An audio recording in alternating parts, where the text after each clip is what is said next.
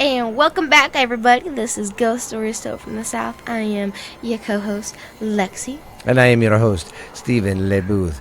I am here for some more scary stories to tell you. I got some crazy stuff about the scary cruise and GB Beavers. I have some spooky stuff. I'm actually going to change it up. Normally, I'm the person that does like the places and like the hotels and the asylums and like stuff in town, and that is like the urban legends or like kind of like that kind of stuff and folklores and stuff. Well, since this is the last episode in October, That sucks, dude. I know it goes so faster. It does, and like Thanksgiving and Christmas is lucky because they're together, and them holidays go together anyway. So it just seems so much longer that Christmas gets the unfair advantage, gets to stick around for another month. Yeah, they're already putting Christmas stuff out, but like it goes much faster. I've noticed since we started podcasting because we have to like plan out. Like we're already starting to get stuff together for Thanksgiving and Christmas. Oh God, yeah. So like it's going by much quicker. Yeah, because we always, like I said, do 2-3 podcasts ahead and always stay up on our research and just in case. Yeah. So, but anyway, today I'm not gonna exactly tell you what I am, and I'm not gonna like tell you like the names and everything. But so I'm gonna be doing an exorcism story, an exorcism story. Wow. I'm gonna talk about 3 cults, and then I'm gonna be talking about some haunted places that's not anywhere near me, but it's just like 2 or 3. So that's kind of my mix up of today. What is your mix-up? Like, what kind of stories you got for us? Well, I got a ghost in College Station, and I got the Delta crew over in the DFW, over at the DFW airport, and then I got the Black Hope Cemetery. This is the story that one movie was made from. Damn it. It's the one where they build the suburb and they didn't move the caskets, they just moved the headstones. Oh, I know what you're and remembering that guy's cussing them out going, all you did was move the stones? Yeah. That's all you did was move the tombstones? Yeah, I know what you're talking about. Yeah, can't remember what that movie was called, but it was good. I don't remember it, but I know what you're talking about. Yeah. Well, I got what that was based, the stuff that was based off of in Fort Phantom Hill. All right. Well, I think that I will start this time. And I also, like I said, I wanted to get... Me and Dad have talked, and, like, I'm going to start going more into, like, exorcism and cults and witches and stuff like that. Because, like, it's not ghost stories, but it has to do with the paranormal. Just anything scary. Like that. So, like, that's kind of our deal. We're going to start going and doing that. Also, because you can't just do ghost stories. You'll run out. No, you won't. No, you won't. There's always new stuff, and I think one day we should sit down and talk about our ghost experiences. Yeah, I think that would be cool.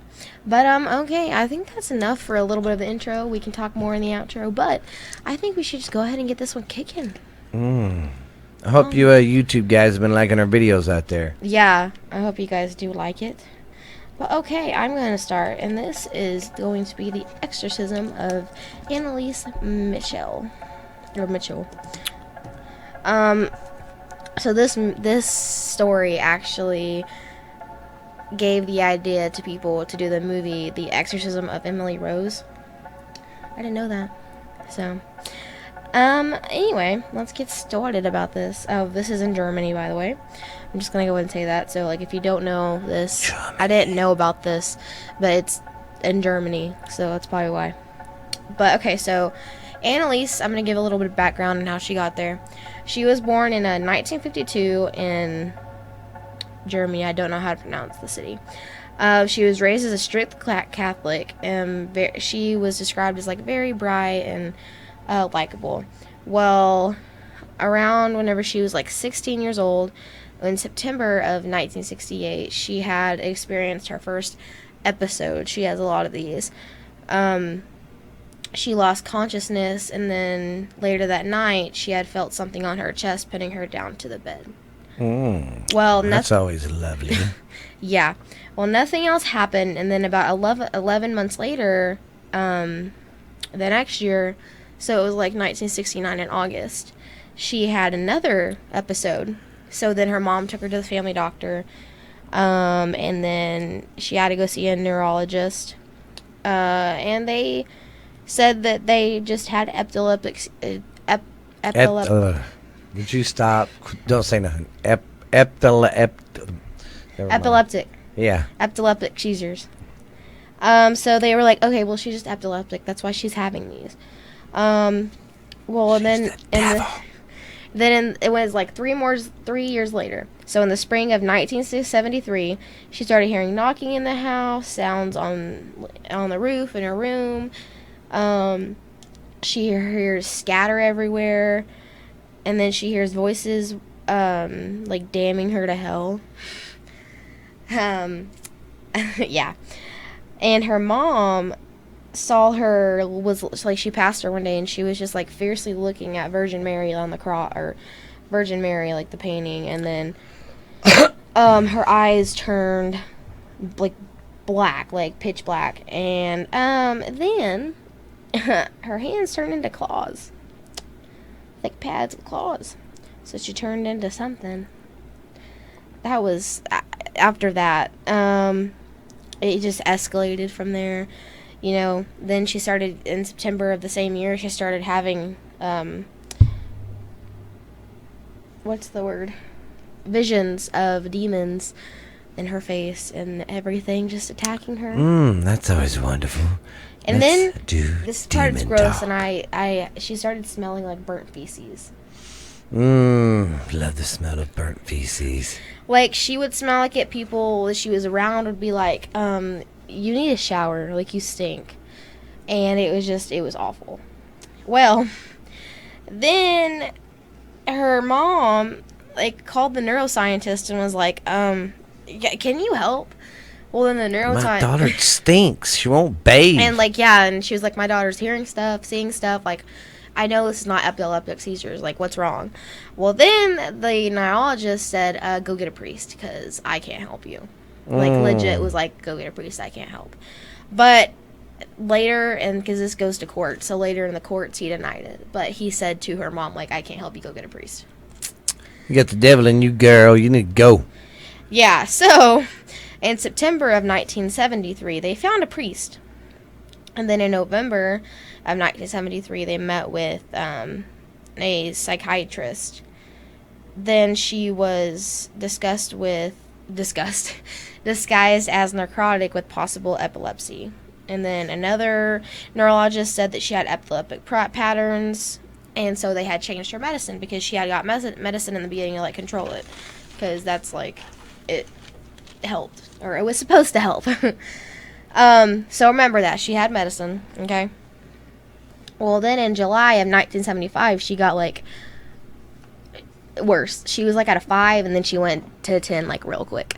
So she wasn't sleeping at night. Then she started eating spiders and bugs and flies off the floor. Wow. And this is gross. She could pee and then lick it up. Well, maybe she was thirsty. Maybe she was just feeling dehydrated. When I read That's that, gross. I couldn't help but think of, like, Scary Movie. Oh, God. That part where she's like, bad, bad girl. Yeah, rubs her nose in it. I was like, oh, wow. Sorry about that. Oh, yeah, I know, it's gross. Well, then she started to destroy, like, anything that had to do with Jesus, God, or anything like that. So, like, rosaries, crosses, anything. She'd put, like, where there's pictures on the wall, she'd put holes in them. That's crazy. Well, then she got described as having, like, supernatural strength. It's like, you know, like, superhuman. She was, like, a 23-year-old, like, when she died. Yeah, because she dies. I just ruined it. She dies. Surprise. Way to go. She was, like, she barely, like, 120 pounds. She didn't really work out. Like, she didn't have muscle. And she was sick. Or she was going through something, so, like, she can't. Yeah. But she lifted her daughter, her sister, across the room and threw her like a doll, like a rag doll. And then she got seen, like, her mom said, she's got an apple and squeezed it, and, like, the juices came out, and it, like, literally, like, just, like, she squeezed it till it was flat. Then after that, they were like, yeah, we really need help. I can't do this anymore. So, an expert on exorcisms interviewed her, and it was like, yeah, you're possessed. So they were like, okay, we're gonna get exorcisms. She had like 60 performed. I thought they only did one and it was gone. She had like 60 performed, almost 70. So September 24th of 1975, the first one was performed, and they had some sessions to be recorded, and oh my gosh, some of the recordings were like crazy. Like, it's I didn't hear all of them because I couldn't, like, it freaked me out. Like, they had the sounds and like how she sounds, so ugh. Well, then in May of 1976, she started like banging her head against the wall and biting herself and others. The family had to tie her up to prevent her from hurting herself and others. Well, then she started refusing to eat, and she kept on saying, I'm not being permitted to eat. I'm not being permitted to eat. So then she started losing weight, and she weighed under 80 pounds. Perfect right there. And she's 23. Like, that's not healthy. That's skin and bone, man. Yeah. So then, June of 1976, her entire face was swollen. Not swollen, sunken. Like, she could see her bones in her face. Like, have you seen Twilight whenever Bella dies? Skeletor. Because she's pregnant by the vampire baby inside of her. That's what her face looked like. And then she refused to go to the doctor. And she had a high fever. So something was going on, and she was sick, and her parents couldn't take her to the doctor because she was like faceless, and she was like, no. So they, well, then on June 30th of 1976, they had another exorcism. They're like, maybe this will help. She said, the last thing she said was, please, absolution. It's the last thing she said. Don't know what it means. And then the next morning she died. They said whenever she died, she had died of starvation because she refused to eat from the beginning, beginning/end of May. And so she died the end of June. She died of the age of 23. She had a total of 67 exorcisms, and she weighed 68 pounds at death. That's how much Emily weighs. Yeah. That's... yeah. So, after her death, it had came out, and it became a court thing. Well, the mom and the dad, and the two priests that were involved, got accused of neglected homicide. The case went to trial in 1978. The defense, the mom and dad and the priest and everything, presented the eyewitness testimony, the people that were there, and then they showed the recordings and stuff. The one of the reasons why she didn't want to go, they're saying she didn't want to go see the doctor, is because back then it was still, the insane asylums were still a big thing. Oh yeah, they'd just stick you in there and be like, that'll fix her. Yeah, and one of the things was they were afraid she was gonna get tortured and tranquilized and electric shock therapy and against her will. Yeah, and against her will and stuff. So they didn't want that. And plus also, she was like, well, she's 23, we can't make her go. But the judge looked at it as, oh, she's 23, it's her fault. She didn't, have to, Yeah. Well, then, it comes to find out one of the priests looked for medical attention towards the end. A doctor friend that he had showed up on May 30th of 1976, about a month before she died, and claimed he had scientific curiosity and not as a physician. So, he even knew what was happening. He was like, there's not some medical stuff happening. This isn't medical. This is, I don't know what you call it, spiritual, I guess? Yeah. Or paranormal or supernatural. Yeah. Well, and he said there was no external injuries, but, she had bruises all over her face. Her face was sunken in. Stuff was happening. But he said, oh, everything was fine. And so they did the,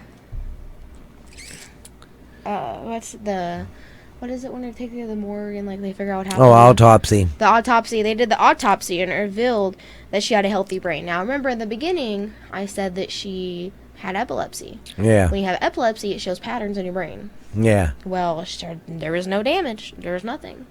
Also, she died of starvation. There was no stomach ulcers, and you get those when you die of starvation. So that wasn't in her stomach. There was no signs of them. But the court ignored that and just tried pinning it on people. So, prosecution said that she had epilepsy and psychosis issues. The parents and the 2 priests were liable for her death. They would not listen to the exorcism theory, and he questioned the ability of the priest and was like, y'all can't do y'all's job. Well, and he called them schizophrenic beasts because they tried to help. Well, then he said the medicine, because I said she took medicine. He said the medicine made her act the way she did. She's full of it. Well, then the court rules the parents and the 2 priests to blame. So they had spent 6 months in jail, and the priest had to take a 3-year leave, and they had to pay all court expenses. So, is it demonic possession, or is it mental illness? Will we ever know? Yeah, you won't. I mean, well, and sorry, I didn't mean to interrupt you. It's you go with the scientific part of it and the science part of it, which is true. You can't deny, but like you said, if she was starving, she would have had this and that, and she didn't. Yeah, and I pulled up the pictures. I haven't looked at them, and oh my gosh, like, just look. God. Like, yeah, that's epilepsy. Like, you guys have to look up, like, she don't look, like, good. She looks bad. Yeah. So, but, I'm gonna let you go next. Yay. Well, I was gonna ask that girl out on a date. Okay. That's always fun. Okay. I'm going to go over Flight 191 from DFW. Now, I remember when this happened. I was a kid. I don't know if who all remembers it, but I'm 44. And it's happened in 85. So I was like 9 years old.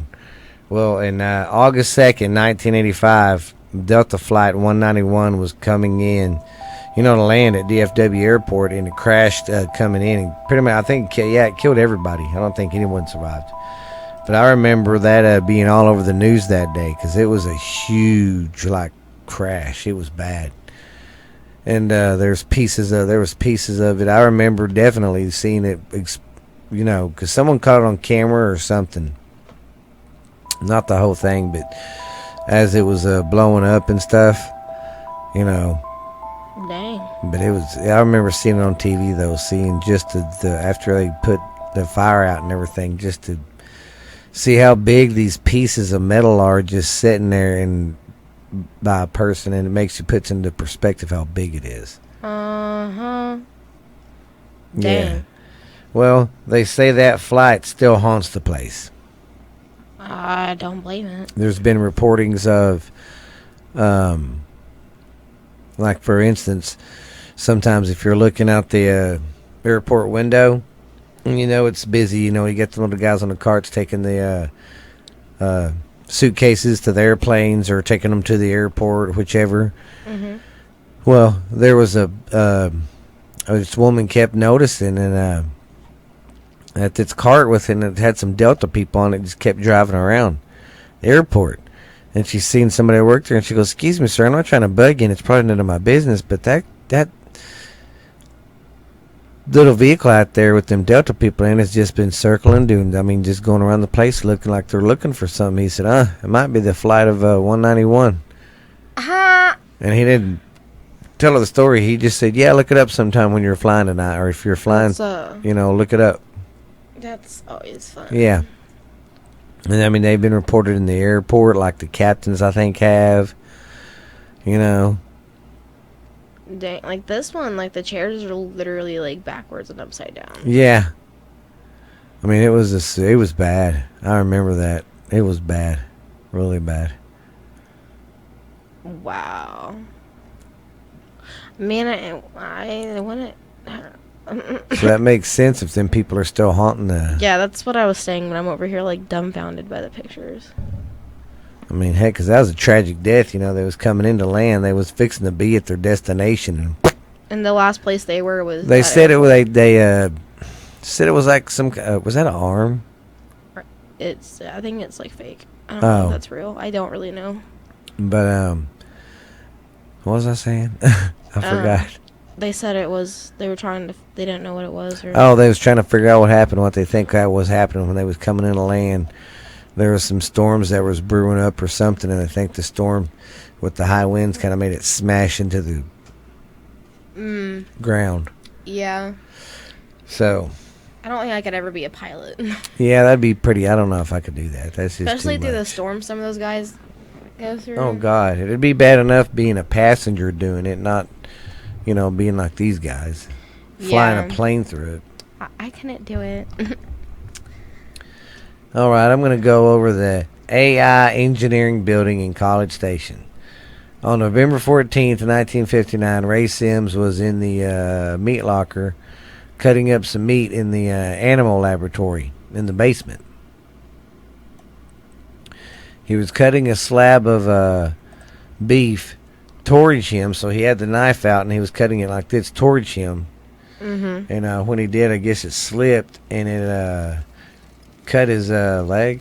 Yeah, it's cut his leg and a major artery in it. So he started bleed. He was bleeding profusely and he was screaming, "Help, help!" And when they found him dead, of course, because he bled to death, he was like almost to the elevator, like he was trying to hit the button to get help. Aww. Yeah, well, they say his ghost still haunts the place, especially in the bathroom. I mean, not the bathroom, but the basement, because that's what the basement is now. They turned it into a bathroom. Mm-hmm. Just think nobody knows what's going on, and you're sitting there using it, and you hear like something scratching, or you hear your help, because that's what people are saying. Not so much the whole building is haunted by this fella, but just like the basement and that part down there. Oh, he died down there. Yeah, so they say he haunts it big time down there in the basement. I feel like I'd do that. Well, bathroom now. Well, and you remember when I had to get stitches in my thumb? That's how I cut my thumb, because I was cutting towards me.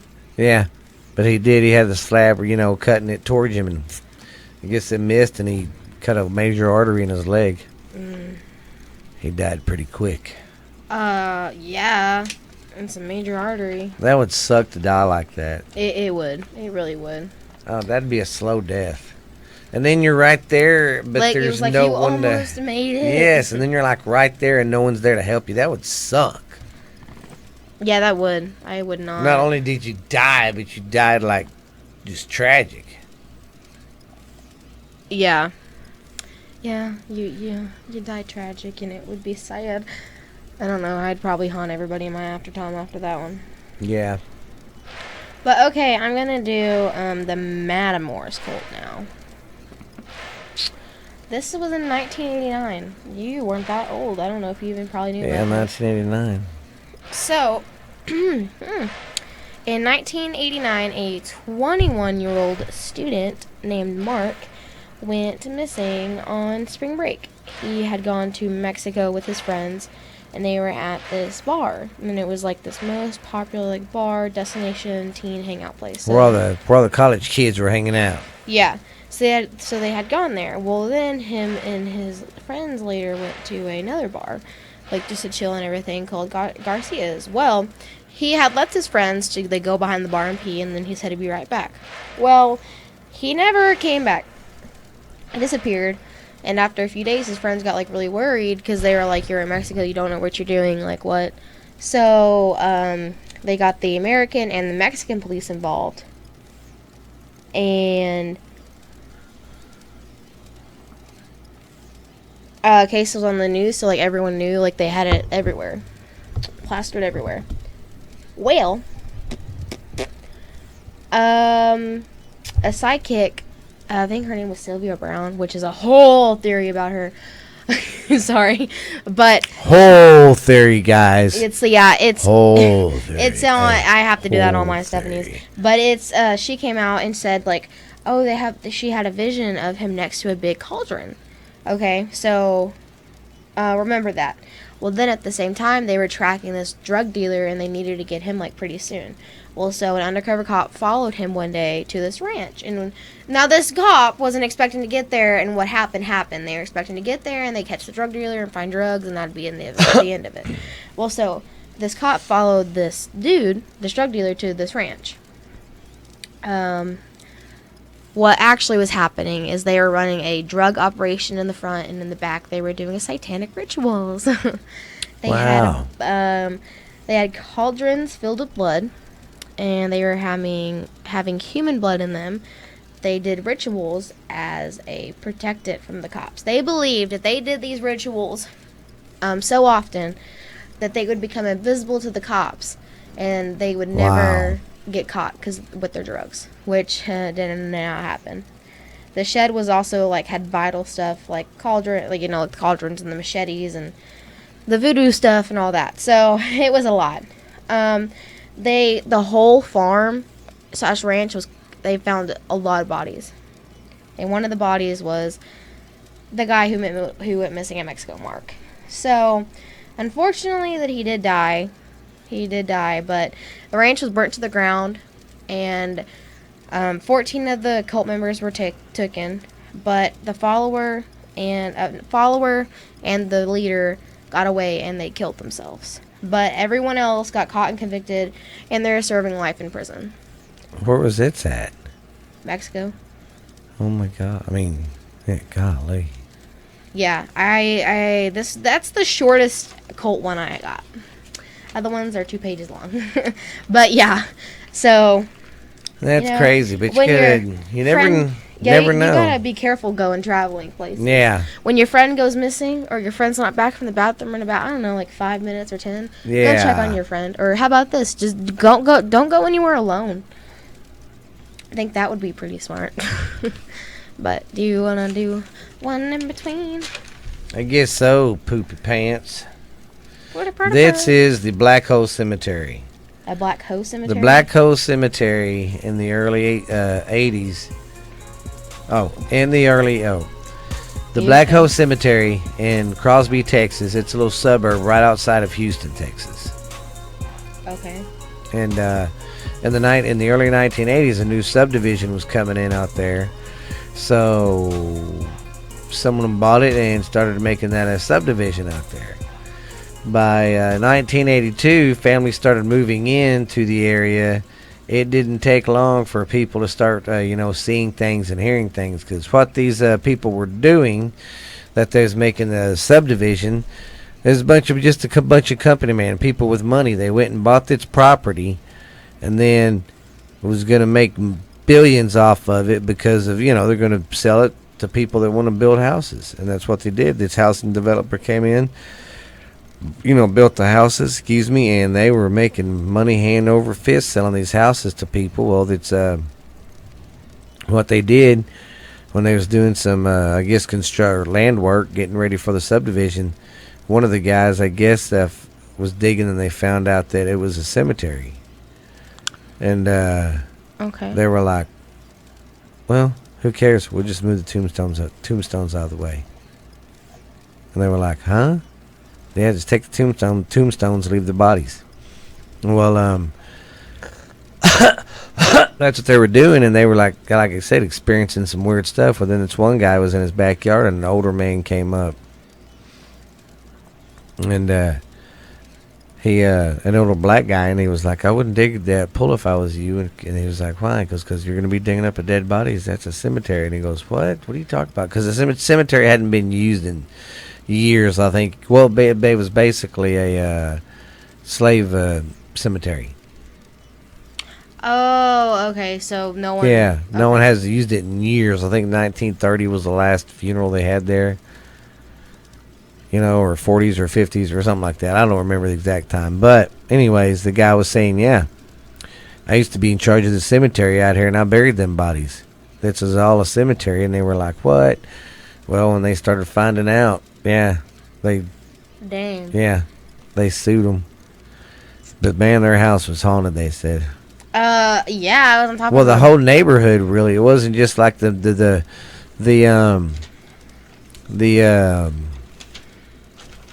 movie tried to act like it was just that one house.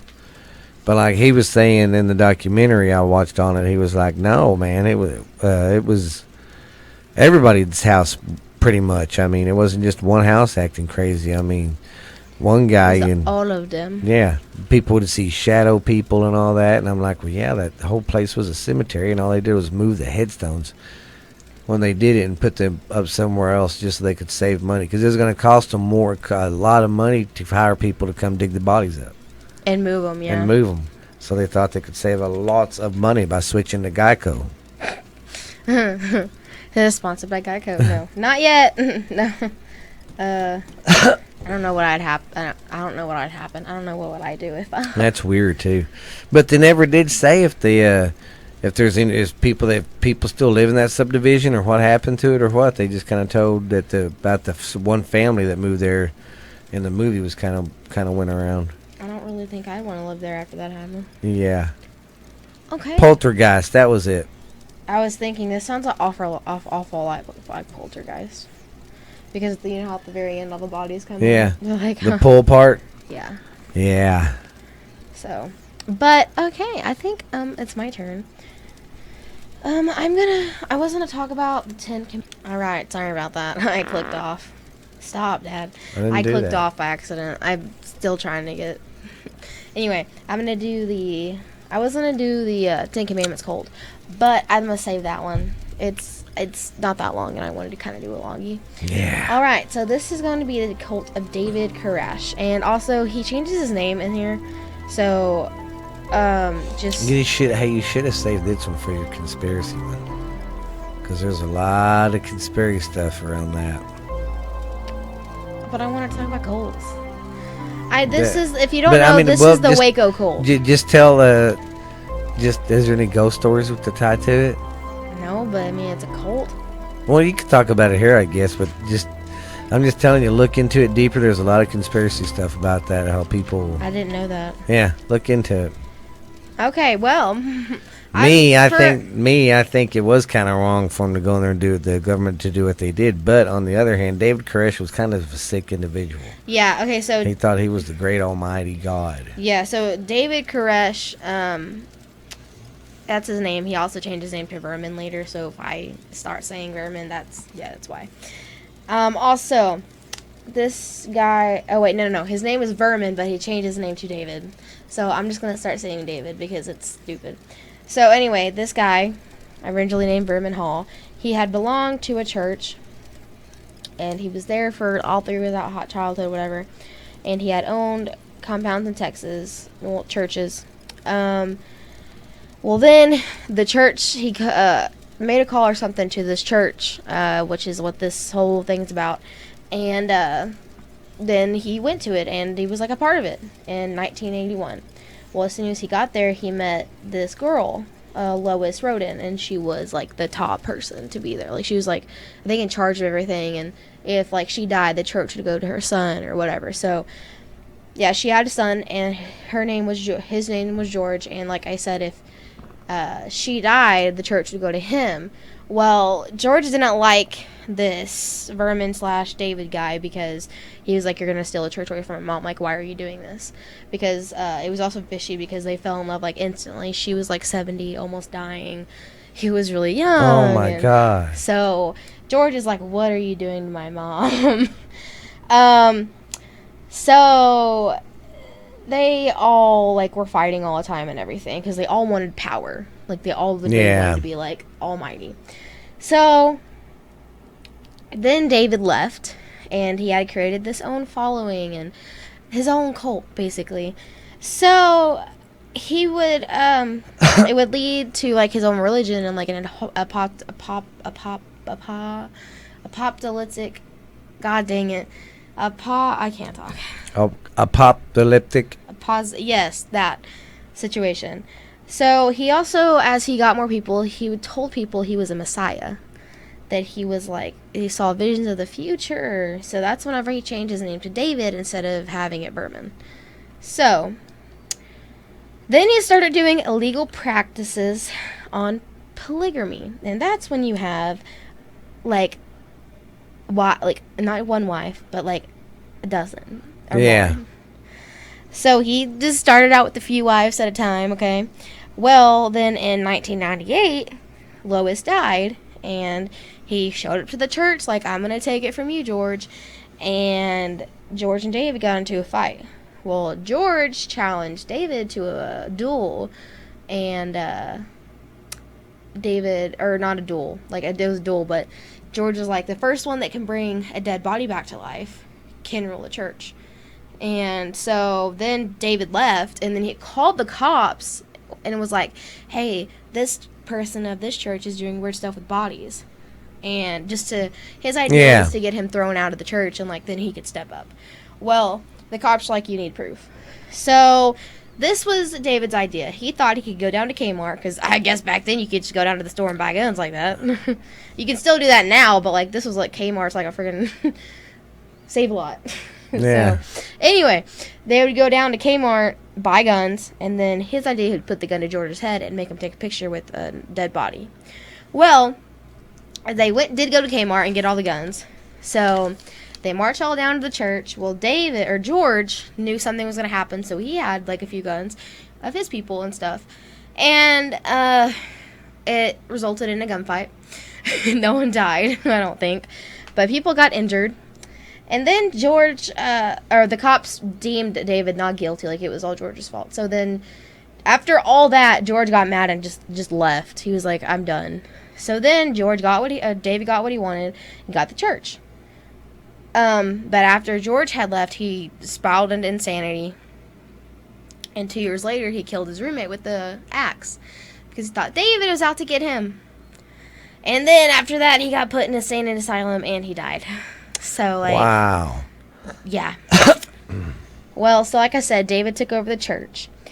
He got rid of all marriages. So, like, if you joined the church and you had a family, or, like, if you're a guy or whatever, like, if, you know, you had to give him your wife.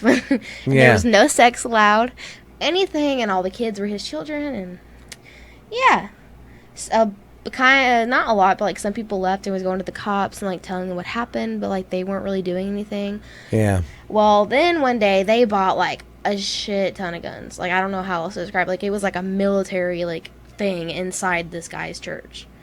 Like, they had so many guns. Well, so more left and told the cops, or not the cops, the ATF, which is the Bureau of Alcohol, Tobacco, Firearms, and Explosives. So then the FBI got involved. And it was a 4-week standoff between these ATFs, FBI agents, cops, and this I cult. remember that. I was in high school. I was a sophomore. It was all over the news. It stayed on the news 24/7. Yeah. So they thought, because they were freaking out because they thought the cult members were hostages, which in reality they were like, no, we want to be here. So one day they got enough. They were just like, this needs to end now, and they were going to go in and raid it, but then a fire started. Which the theory on that is that they think that one of the cult members started it to keep like a line of them from entering, you know. But this one, David shot himself in the head in the middle of the fire. He died with them, but like still, I didn't know there was a bunch of theories on that, or I would have done that. Oh yeah, That's there's a bunch of theories on that. But yeah, so a lot of people died. I remember that. I was in high school. I mean, it stayed on. It was on for like it was on TV the whole time. Because at the time, that's when they started putting the TVs in the high school. Yeah. So we could watch the breaking news. And every class I went to for 4 weeks, man, was about that crap. Yeah, that's... And I'm sorry. I mean, yeah, the government maybe shouldn't have been so aggressive trying to go there, but he needed to be stopped. He was freaking loony. He was. And I mean, and not all the cults that I read out of, like, either, like, because there's, like, the Heaven's Gate cult, which I want to do that one, and then there's the Ten Commandments, which is another one, but, like, at the very end, they get brainwashed into poisoning, and then they kill themselves because they think the world's going to end or something, which, he might have been going down that road. You never know. I don't know. He was cuckoo for Cocoa Puffs. He was crazy. He's Well, what we I've call a got whack job. my last story of the evening is Ghost of Fort Phantom Hill Phantom Hill. in Texas.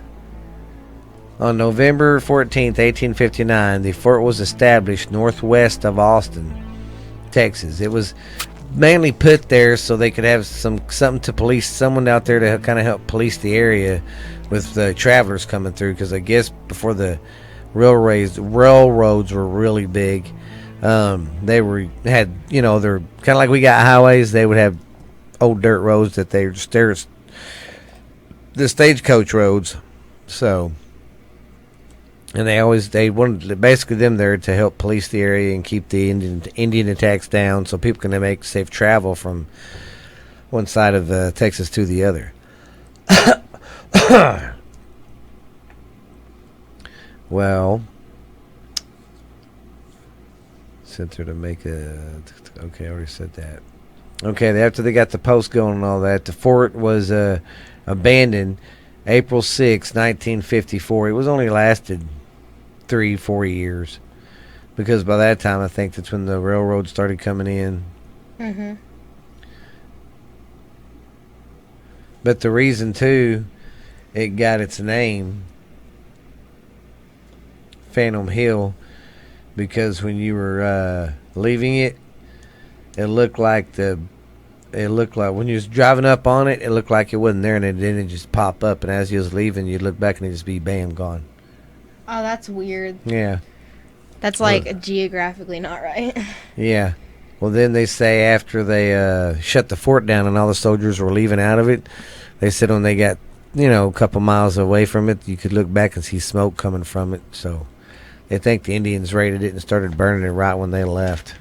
Maybe. And then by 1892, the area was going down because of the railroad going through Abilene now. So now people could make safer travel, from Fort Worth to Abilene on a freaking train and not have to worry about Indians. Yeah. So that kind of hurt them. So it kind of didn't really need it anymore after that. And then by that time too, it wasn't so, the Wild West wasn't so wild anymore. It was being kind of tamed. The Wild West. So there wasn't any more Indian attacks by 1892 and all that. Well, in 1929, John Guitar bought it. Then his grandson got it, and he started preserving it. All right. And of course, there you have restless Indian spirits that roam the land around at nights. You got of course, it's by a lake, so of course you've got this Lady of the Lake, or Lady of Why. Another Lady of the Lake. But they think she might tie into with the church, because supposedly some gal was waiting on some soldier or something to come back. Well, when he didn't come back, he got killed or something. But they was going to get married, so of course she hung herself or something. So why is it always bridesmaids? Like the guy never died. It's always the girl. Well, he died. That's why he wasn't coming back. No, I meant like the girls. Like it's always. Oh, yeah. I mean? So. Well, that was very interesting. Yes, I mean, still to this day they see, because they didn't have a whole lot of deaths there from just natural causes, because it was only there for a couple of years. Yeah. Yeah. All right, so I'm gonna talk like 3 little stories. They are all about little haunted places, but it is like stores like Walmart, Toys R Us, and Pizza Hut. So yeah, let's get on with it, shall we? Let's get, I don't know what with it, but anyway, I'm gonna do Toys R Us first. So this is a Toys R Us in Sunnyvale, California. How is that scary? Just listen. I gotta be so rude. Okay. That sounds like a fun place to go. It don't sound scary to me. Shush. Okay. This is ghost stories told from the South, not Toys R Us told from the South. Shush. So it's said that it's haunted. Basically, this place used to be like a plantation. The land used to be in the 1800s. A guy named Martin owned a plantation, and one of the workers were named Yanni Janssen. Yanni Janssen. Yeah. Well, he suffered from a brain injury, and everyone made fun of him for it. You know. Oh, Yanni. They called him crazy. Well, then he started falling for Martin's daughter, Oh, Elizabeth, and that she fell in love with somebody else, and she was going to move away, and that made him mad.